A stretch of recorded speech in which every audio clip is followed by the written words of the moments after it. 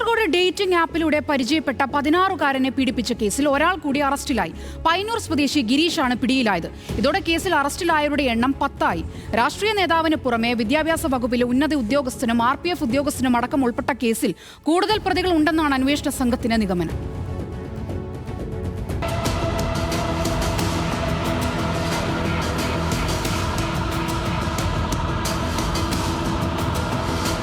ഒരു വർഷം മുൻപാണ് പിടിയിലായ പയ്യന്നൂർ സ്വദേശി ഗിരീഷ് 16-കാരനെ ആദ്യമായി പീഡിപ്പിച്ചത്. പിന്നീട് പല സ്ഥലങ്ങളിൽ വിളിച്ചു വരുത്തിയായിരുന്നു പീഡനം. ഇന്ന് രാവിലെയാണ് ഇയാളുടെ അറസ്റ്റ് രേഖപ്പെടുത്തിയത്.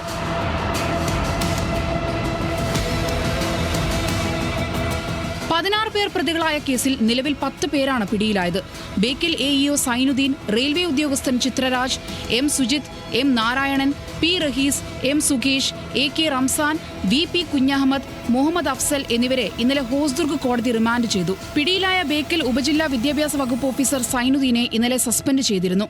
കേസിൽ മറ്റൊരു പ്രതിയായ യൂത്ത് ലീഗ് നേതാവ് സിറാജുദ്ദീൻ ഒളിവിൽ തുടരുകയാണ്.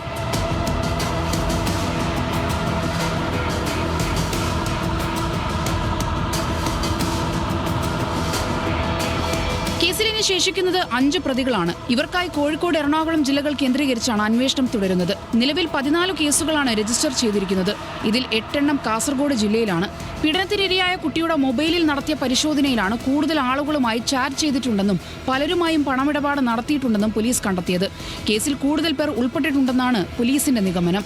ഇതെല്ലാം ഓൾമോസ്റ്റ് ഒരു 1.5 ഡേ 2 ഡേയ്സിന്റെ പ്രോസസ് ആയിരുന്നു. പക്ഷേ കുട്ടി കൃത്യമായിട്ട് എല്ലാ കാര്യങ്ങളും പറഞ്ഞത് കാരണം ഞങ്ങൾക്ക് പ്രതികളിലേക്ക് പെട്ടെന്ന് എത്താൻ പറ്റും. സെൽഫ് ഡിക്ലറേഷൻ, പ്രത്യേകിച്ച് സെൽഫ് ഡിക്ലറേഷൻ ചെയ്യുന്ന ആപ്സ് സംബന്ധിച്ചിടത്തോളം അവിടെ കേസസ് ഉണ്ട്. ഇത് ആദ്യ തവണമാണ് ഇങ്ങനെ ഒരു പോക്സോ കേസ് റിപ്പോർട്ട് ചെയ്യുന്നത്. ഇതിനെക്കുറിച്ച് കൂടുതലായിട്ട് അന്വേഷണം അകത്തു വരും. 2024 ഏജന്റ് എന്ന പേരിലുള്ള അക്കൗണ്ടിൽ നിന്നാണ് ആദ്യമായി 16-കാരന് മെസ്സേജ് ലഭിക്കുന്നത്. തുടർന്നാണ് പീഡനത്തിനിരയാകുന്നത്. പിന്നീട് ഇയാളുടെ സഹായത്തോടെയാണ് മറ്റുള്ളവർ ആൺകുട്ടിയിലേക്ക് എത്തിയത്. ഇയാൾക്ക് ഇതിന് കമ്മീഷൻ ലഭിച്ചതായും വിവരമുണ്ട്. എന്നാൽ പോലീസ് ഇത് സ്ഥിരീകരിച്ചിട്ടില്ല. മൊബൈൽ വിശദമായി പരിശോധിച്ചാൽ മാത്രമേ ആരൊക്കെ പീഡിപ്പിച്ചിട്ടുണ്ടെന്ന കാര്യത്തിൽ വ്യക്തത വരൂ. കുട്ടി കൃത്യമായ കാര്യങ്ങൾ പറയാത്തത് അന്വേഷണത്തിന് തടസ്സമാകുന്നുണ്ട്. ആദ്യ ദിവസം ചൈൽഡ് ലൈനിന് നൽകിയ മൊഴിയുടെ അടിസ്ഥാനത്തിൽ മാത്രമാണ് ഇപ്പോൾ അന്വേഷണം നടക്കുന്നത്. ചൈൽഡ് ലൈനിന്റെ സഹായത്തോടെ ഒരിക്കൽ കൂടി ആൺകുട്ടിയുടെ മൊഴിയെടുക്കുന്ന കാര്യം പോലീസ് പരിശോധിക്കുന്നുണ്ട്. ഇതിനുശേഷമാകും കൂടുതൽ FIR രജിസ്റ്റർ ചെയ്യുന്ന കാര്യത്തിൽ തീരുമാനമെടുക്കുക. SHOമാരുടെ നേതൃത്വത്തിലുള്ള സംഘമാണ് അന്വേഷണം നടത്തുന്നത്.